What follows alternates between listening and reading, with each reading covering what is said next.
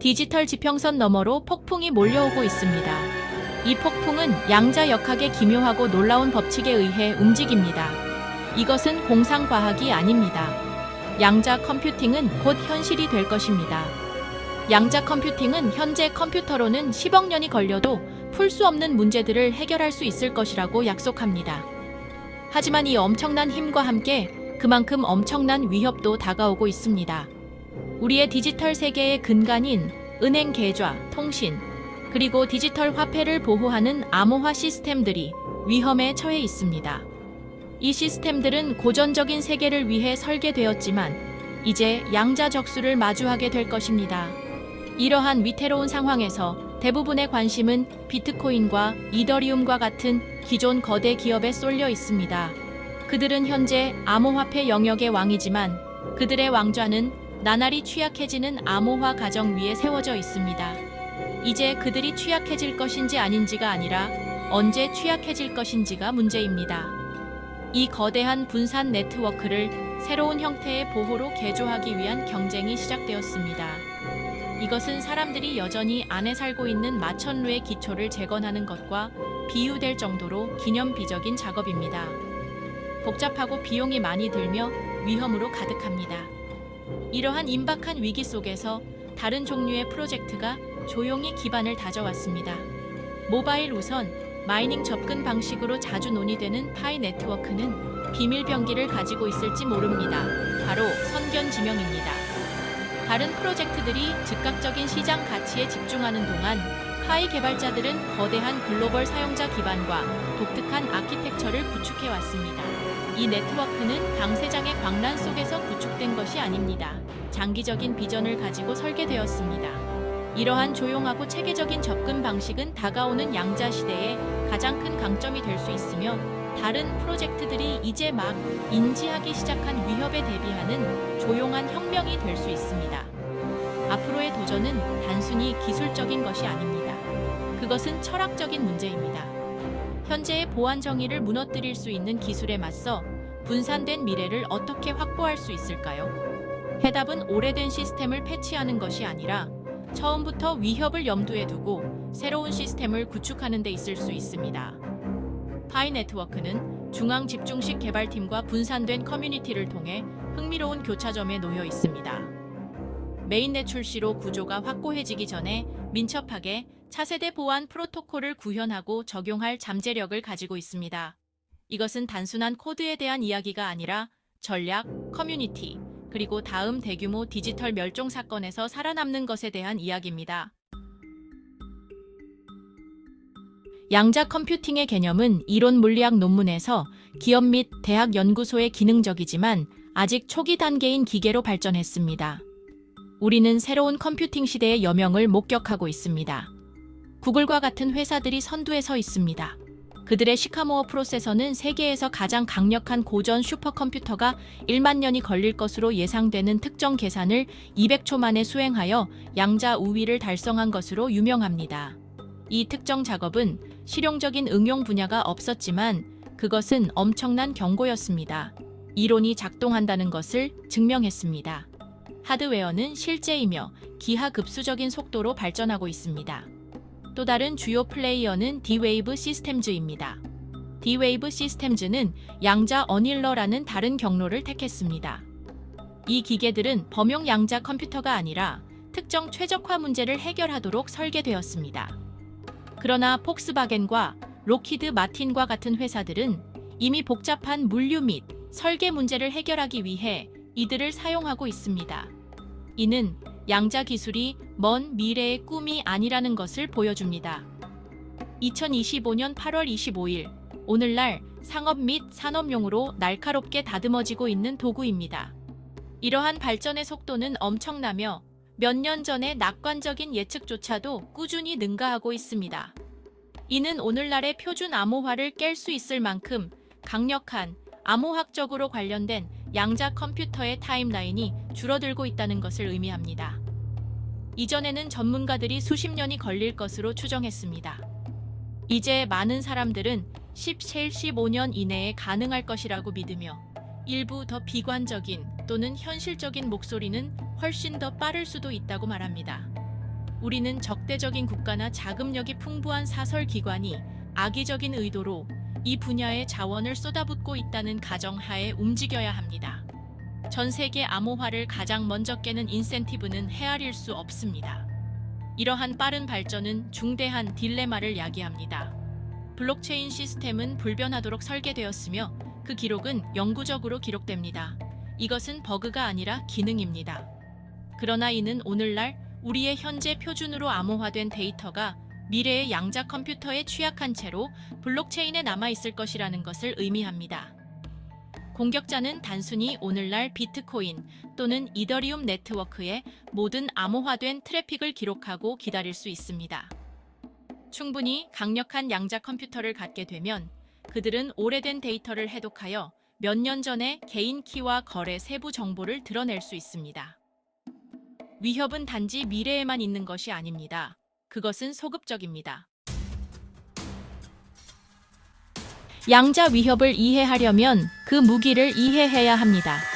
가장 강력한 두 가지는 개발자의 이름을 딴 알고리즘입니다. 피터 쇼어와 로브 그로버. 이들은 단순히 오래된 수학을 더 빠르게 하는 방법이 아닙니다. 이들은 중첩과 얽힘과 같은 양자 역학의 기묘한 특성을 활용하는 완전히 새로운 계산 방법입니다.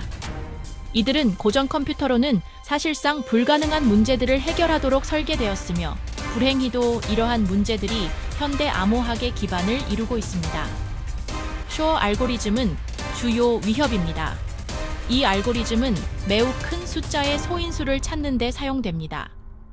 이것은 간단한 수학 퍼즐처럼 들릴 수 있지만 인터넷의 대부분을 보호하고 암호화폐 시스템의 일부 측면에서 사용되는 RSA 암호화의 전체 기반입니다.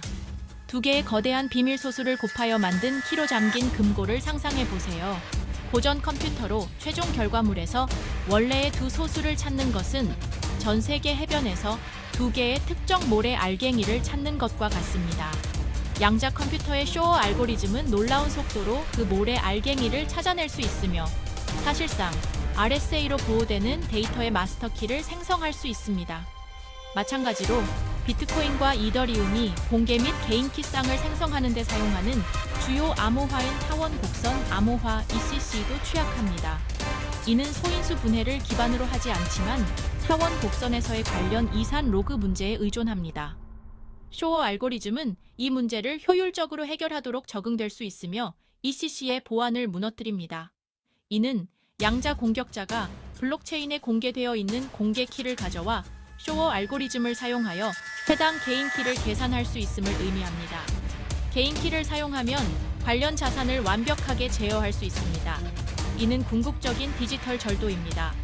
그로버 알고리즘은 다르지만 덜 치명적인 위협을 제시합니다. 이 알고리즘은 비정형 데이터를 통한 검색 속도를 극적으로 높여 대칭 암호화 및 해싱 함수를 목표로 합니다. 양자 검색 엔진이라고 생각하면 됩니다. 잠긴 상자와 100만 개의 가능한 키가 있다면 고전 컴퓨터는 하나씩 시도해야 하며 평균적으로 50만 개의 키를 시도해야 합니다. 그로버 알고리즘을 사용하는 양자 컴퓨터는 약 1000번의 시도만으로 올바른 키를 찾을 수 있습니다. 이것이 쇼어 알고리즘이 RSA를 깨는 방식처럼 해싱을 완전히 깨지는 않지만 상당한 약화를 가져옵니다. 이에 대응하려면 암호화 해시의 길이를 2배로 늘려야 하는데 이는 미래 보안을 위한 간단하지만 중요한 변화입니다. 이러한 양자 알고리즘이 기존 암호화폐에 미치는 영향은 재앙에 가깝습니다. 비트코인이나 이더리움과 같은 네트워크의 전체 신뢰 시스템은 개인 키는 안전하고 따라서 자산도 안전하다는 단순한 약속 위에 구축되어 있습니다. 양자 컴퓨팅은 이 약속을 결정적으로 깨뜨릴 위협을 가합니다. 충분히 강력한 양자 컴퓨터가 등장하는 순간 현대 암호화폐의 요새는 무너질 수 있으며 이는 전체 생태계를 파괴하는 연쇄 반응을 일으킬 것입니다. 가장 즉각적이고 명백한 영향은 대규모 자산 절도입니다. 공격자는 블록체인을 체계적으로 스캔하여 잔액이 많은 주소, 특히 공개키가 노출된 오래된 주소를 찾을 수 있습니다. 쇼어 알고리즘을 사용하여 이러한 주소의 개인 키를 도출하고 단순히 자금을 자신의 계좌로 전송할 수 있습니다. 이것은 작은 해킹이 아니라 전례 없는 규모의 체계적인 부의 유출이 될 것입니다. 이러한 화폐의 가치를 뒷받침하는 신뢰는 하룻밤 사이에 증발하여 회복이 거의 불가능한 시장 붕괴를 초래할 것입니다. 직접적인 절도를 넘어 블록체인 자체의 무결성이 손상될 것입니다. 거래가 자금 소유자에 의해 승인되었음을 확인하는 디지털 서명은 동일한 ECC 암호화에 의존합니다. 양자 공격자는 서명을 위조하여 사기성 거래를 승인하거나 심지어 블록체인 기록의 일부를 재작성하려고 시도할 수 있습니다. 이는 불변성과 검증 가능한 소유권이라는 핵심 원칙을 무효화할 것입니다. 거래가 합법적인지 신뢰할 수 없다면 전체 원장은 무의미한 데이터 문자열이 됩니다. 시스템은 가치를 기록하는 신뢰할 수 있는 수단으로서의 기능을 잃게 됩니다. 이는 궁극적인 결과, 즉 대중의 신뢰 상실로 이어집니다. 암호화폐는 보안과 희소성에 대한 집단적 믿음에서 가치를 얻습니다. 그 보안이 근본적으로 깨진다면 믿음 체계는 붕괴됩니다. 사용자들은 네트워크를 떠날 것이고 거래소는 거래를 중단할 것이며 비트코인과 이더리움과 같은 자산의 가치는 0으로 폭락할 것입니다. 지난 10년 반 동안 구축된 수조 달러 규모의 전체 산업은 무용지물이 될 수 있습니다. 이것은 과장이 아닙니다. 이는 대적할 수 없는 보안 모델이 직면하게 될 논리적인 결론입니다. 위협은 실존적입니다. 이러한 양자 위협에 직면하여 파이 네트워크는 다른 아키텍처 및 철학적 모델을 제시합니다. 완성된 프로토콜로 세상에 출시된 비트코인과는 달리 파이는 Enclosed Mainnet, Enclosed Mainnet이라고 불리는 환경에서 개발되었습니다.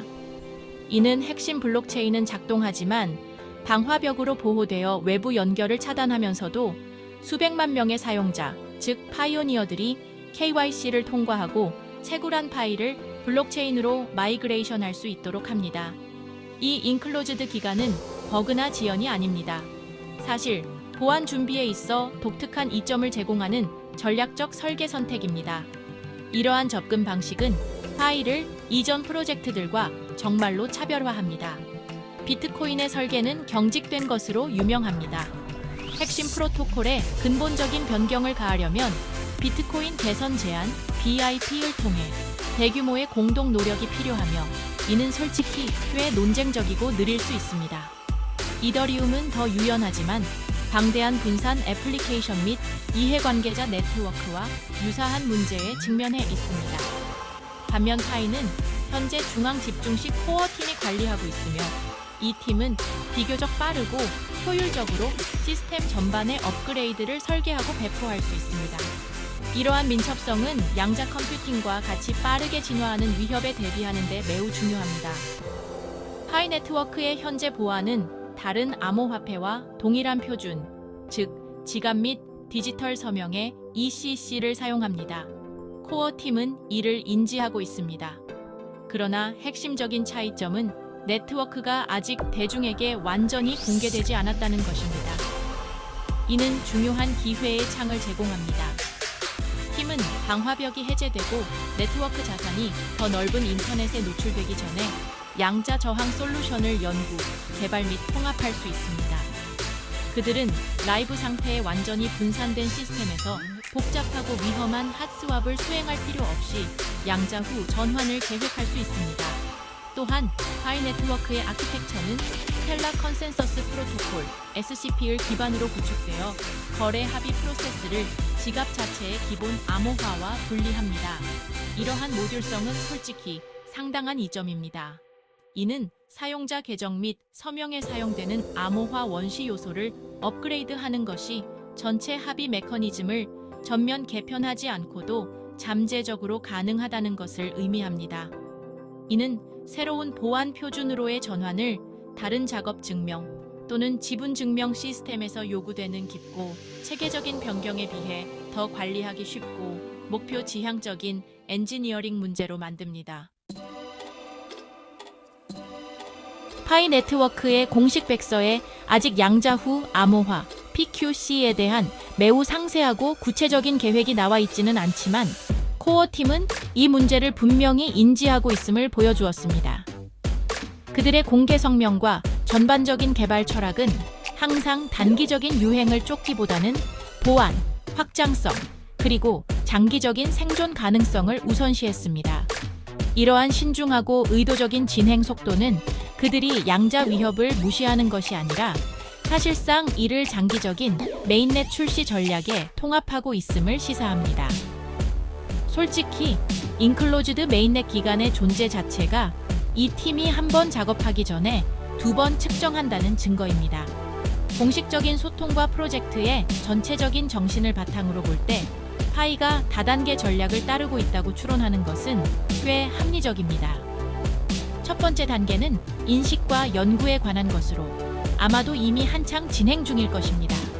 이는 양자 컴퓨팅 개발과 미국 국립표준기술연구소 NIST와 같은 기관의 표준화 노력을 면밀히 주시하는 것을 의미합니다. NIST는 최고의 PQC 알고리즘을 선정하기 위해 대규모 다년간의 경쟁을 진행해 왔습니다. 코어팀은 거의 확실하게 이러한 새로운 암호화 표준 중 어떤 것이 파이의 독특한 모바일 무선 생태계에 가장 적합할지 평가하고 있을 것입니다. 다음 논리적인 단계는 오픈 메인넷 출시 전에도 일어날 수 있는 구현 및 테스트입니다. 파이의 크고 헌신적인 테스트넷 커뮤니티는 이에 완벽합니다. 코어팀은 테스트넷의 새로운 양자 저항 지갑 형식과 서명 체계를 배포하여 버그를 찾아내고 이러한 변경 사항이 모바일 장치 성능에 미치는 영향을 측정하며 사용자로부터 피드백을 수집할 수 있습니다. 이 모든 것은 실제 자산을 위험에 빠뜨리지 않고 이루어집니다. 이러한 반복적인 프로세스는 파이 개발 방법론의 핵심이며 원활한 PQC 전환에 필수적일 것입니다. 예를 들어 이러한 더 복잡한 알고리즘이 전 세계적으로 배터리 수명과 데이터 사용량에 어떤 영향을 미칠 수 있는지 확인할 수 있습니다. 마지막으로 배포 전략 자체가 절대적으로 중요할 것입니다. 코어팀은 하이브리드 시스템이나 단계별 출시를 선택할 수 있습니다. 예를 들어 새 계정은 기본적으로 PQC 표준을 사용하여 생성될 수 있으며 오래된 계정은 보안을 업그레이드하기 위한 명확한 마이그레이션 경로를 얻을 수 있습니다. 메인넷의 인클로즈드 특성은 이러한 관리된 전환을 가능하게 합니다. 이는 방화벽이 해제되고 파이가 다른 블록체인 및 거래소와 완전히 상호 운용될 때쯤에는 이미 차세대 양자 저항 보안으로 보호된다는 것을 의미합니다. 이러한 사전 예방적 접근 방식을 취하면 파이는 전체 암호화 공간에서 가장 안전한 프로젝트 중 하나로 즉시 자리매김할 것입니다. 양자 컴퓨터에 대비하려면 정말로 새로운 종류의 방어구, 즉 양자후, 암호화, PQC가 필요합니다.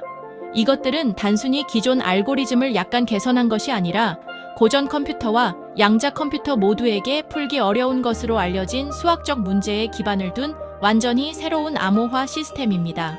PQC의 주요 목표는 쇼어 알고리즘과 그로버 알고리즘과 같은 강력한 알고리즘에 견딜 수 있는 차세대 공개 키 암호화를 만들어 향후 몇 년 동안 우리의 디지털 보안을 강력하게 유지하는 것입니다. 실제로 PQC 알고리즘은 여러 가지 계열이 선두주자로 떠올랐습니다. 가장 유망한 것 중 하나는 격자 기반 암호화입니다. 이것은 매우 복잡한 고차원 기하학적 구조인 격자를 만들고 그 안에 비밀을 숨기는 것을 포함합니다. 그 비밀을 찾는 것은 기본적으로 최단 벡터 문제를 해결하는 것과 같습니다. 이는 정말로 엄청나게 어렵습니다. 거대하고 혼란스러운 다차원 결정에서 가장 가까운 두 점을 찾으려고 시도하는 것을 상상해 보세요.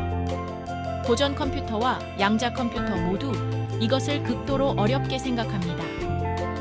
이것이 바로 나이스티가 선정한 CRY*Skyber와 같은 새로운 보안 표준의 기반이 되는 이유입니다. 다른 접근 방식으로는 해시 기반 서명이 있습니다. 이는 실제로 가장 오래되고 잘 이해된 PQC 방법 중 일부입니다.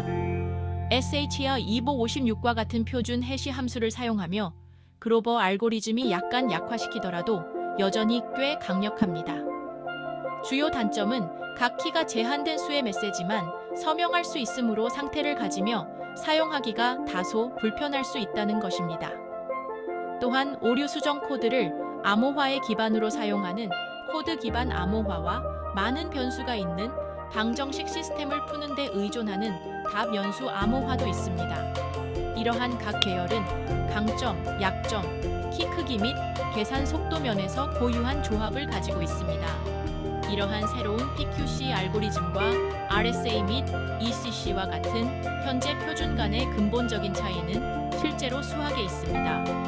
RSA와 ECC는 우아하고 효율적인 정수론 문제에 기반을 두지만 PQC 알고리즘은 솔직히 더 복잡하고 지저분합니다. 일반적으로 더 큰 키 크기와 더 많은 계산 능력을 필요로 합니다. 이것이 양자 보안을 위해 우리가 감수해야 할 절충점입니다. 우리는 새로운 종류의 위협에 우리 디지털 요새가 견딜 수 있도록 우아함과 효율성을 포기하고 원시적이고 무차별적인 보건력을 얻는 것입니다. 블록체인에 적합한 PQC 알고리즘을 선택하는 것은 단순하고 만능인 문제가 아니며 파이 네트워크와 같은 모바일 우선 프로젝트에는 특히 그렇습니다. 스마트폰의 한계, 제한된 처리 능력, 배터리 수명, 데이터 연결은 의사결정 과정에서 최우선으로 고려되어야 합니다. 매우 안전하지만 몇 분 안에 배터리를 소모하거나 모든 거래에 대규모 데이터 전송이 필요한 알고리즘은 진정으로 접근 가능하고 일상적인 암호화폐에 대한 파이의 비전에는 적합하지 않을 것입니다. 여기서 다른 PQC 계열 간의 절충점이 정말 중요해집니다. 특히 NIST가 선정한 키 캡슐화를 위한 CRY*S 표준과 디지털 서명을 위한 CRY*S 디리티움은 강력한 후보로 보입니다. 이 알고리즘들은 꽤 좋은 균형을 이룹니다. 강력한 보안을 제공하며 다른 많은 PQC 옵션보다 훨씬 더 관리하기 쉬운 키 크기와 성능 지표를 가지고 있습니다. 이들은 빠르게 새로운 산업 표준이 되고 있으며 이를 채택하면 파이는 새로운 글로벌 표준에 부합할 것입니다. 그들의 효율성은 사용자 경험을 심각하게 해치지 않고 모바일 앱에서 사용하기에 가장 현실적인 옵션 중 하나입니다. 그럼에도 불구하고 파이코어 팀은 하이브리드 접근 방식을 고려할 수도 있습니다. 이는 ECC와 같은 고전 알고리즘을 PQC 알고리즘과 결합하는 것을 의미할 수 있으며 이 경우 모든 거래는 유효하려면 ECC 서명과 PQC 서명 모두 필요합니다. 이러한 벨트와 멜빵 방식은 중복성을 제공합니다. 단기적으로는 양자 컴퓨터가 널리 사용되기 전에 ECC에 입증된 보안이 여전히 네트워크를 보호합니다. 양자 컴퓨터가 실제가 되면 PQC 계층이 작동하여 모든 것을 안전하게 유지합니다. 이는 원활한 전환을 위한 추가 시간을 제공하지만 물론 더 큰 거래 크기와 더 많은 계산 작업을 의미합니다. 궁극적으로 최종 선택은 파이 테스트넷 환경 내에서 엄격한 테스트에 따라 달라질 것입니다. 파이의 글로벌 사용자 기반 덕분에 코어팀은 다양한 PQC 서명 체계를 배포하고 광범위한 장치 및 네트워크 조건에서 실제 영향을 측정할 수 있습니다. 심지어 상태를 가지더라도 해시 기반 서명 체계의 특정 변형이 파이 지갑이 실제로 작동하는 방식에 최적화될 수 있음을 발견할 수도 있습니다. 전체 공개 출시 전에 이러한 종류의 대규모 실제 테스트를 수행할 수 있는 능력은 엄청난 이점이며 파이가 생태계의 완벽한 양자 저항 방패를 미세에 조정할 수 있도록 해줄 것입니다. 아시다시피 블록체인의 보안은 단순히 코드에 관한 것이 아니라 사람들에 관한 것이기도 합니다. 파이 네트워크의 가장 독특하고 어쩌면 가장 강력한 양자후 시대의 자산은 수천만 명에 달하는 거대한 참여 커뮤니티입니다. 이 글로벌 사용자 기반은 단순히 수동적인 청중이 아닙니다. 그것은 네트워크 개발 및 테스트 인프라의 실제적이고 적극적인 부분입니다. 이러한 인간적 요소는 파이가 양자후, 암호화와 같은 새롭고 복잡한 보안 프로토콜을 배포할 때 진정한 강점을 제공합니다. 현재 ECC 지갑에서 새로운 PQC 기반 지갑으로 마이그레이션 할 때 대규모 사용자 교육 및 실행 캠페인이 필요할 것입니다. 완전히 분산되고 익명화된 네트워크에서는 거의 불가능합니다. 수백만 명의 익명 사용자가 보안 관행을 업데이트하도록 어떻게 유도할 수 있을까요? 파이의 구조는 중앙통신 허브 역할을 하는 핵심 앱을 통해 이러한 문제를 해결합니다. 코어팀은 사용자에게 직접 연락하여 업그레이드의 필요성을 설명하고 명확한 지침을 제공하며 양자 시대를 위해 계정을 보호하는 과정을 안내하여 높은 채택률을 유지할 수 있도록 합니다. 또한 파이의 방대한 사용자 기반은 단점이 될 수 있는 것을 테스트를 위한 거대한 강점으로 바꿉니다. 이미 언급했듯이 다양한 실제 모바일 장치에 PQC 알고리즘을 배포하고 테스트하는 것은 절대적으로 필수적입니다.